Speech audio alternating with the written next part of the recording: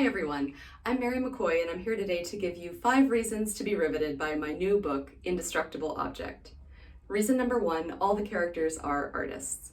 The main character, Lee, writes and produces a podcast, and she also works as a sound engineer at the local open mic, so she's surrounded by Memphis musicians.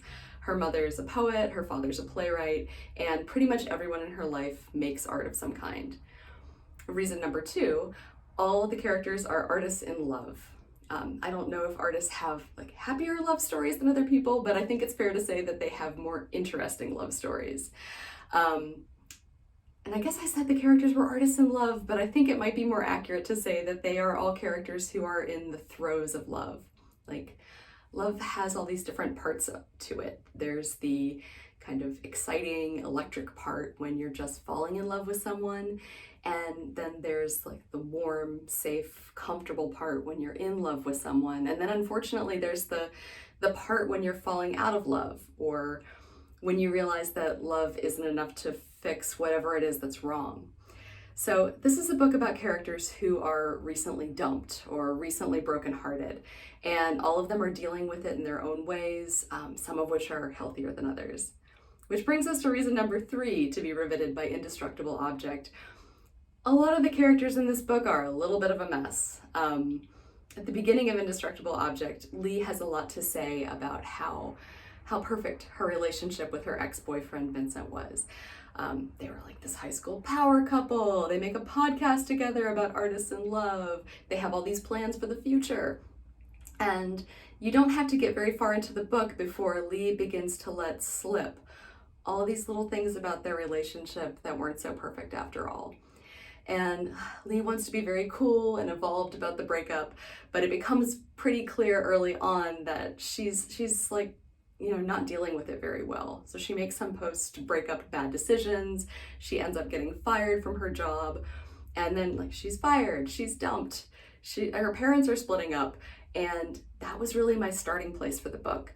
I wanted to write a story about a girl who just had her life exactly how she wanted it, and just when she's about to start living that life, it just gets yanked away from her. And that was one of my guiding questions while I was writing. What if the perfect life you'd imagined for yourself turned out to be just a figment of your imagination? And what would it look like to build something that was real? Reason number 4 to be riveted by Indestructible Object. There are 2 love interests, but there are 0 love triangles. I know some people like them, but love triangles aren't really my thing. I don't like people being pitted against each other like that. I don't like it when you have a character who might have 2 good love matches and then they're required to choose one of them. If you think about the show The Bachelorette, how that person gets more and more miserable the closer she gets to choosing the person she's supposed to spend the rest of her life with. And it's so frustrating. Just, send all the bad people home, let all the cool people stay.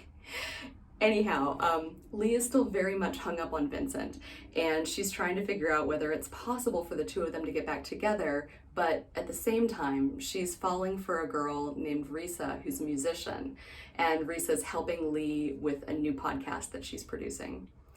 So Lee hasn't been exactly a closeted bisexual, but she's certainly been quiet about it.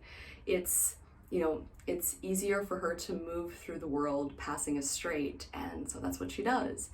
And when she's looking back on the mistakes that she made during her relationship with Vincent, she starts wondering what her life would look like if she stopped doing what was easy and tried living her life honestly. And finally, reason number 5 to be riveted by Indestructible Object. This book contains extensive discourse around The Bachelorette. I didn't really have a lot of thoughts about The Bachelorette before I started writing this book, but I certainly do now. And all I'll say is that the show becomes important at a pivotal moment in the story. And you're allowed to call it Hot Mess Island, but only if you are not making fun of it. So those are my reasons to be riveted by Indestructible Object.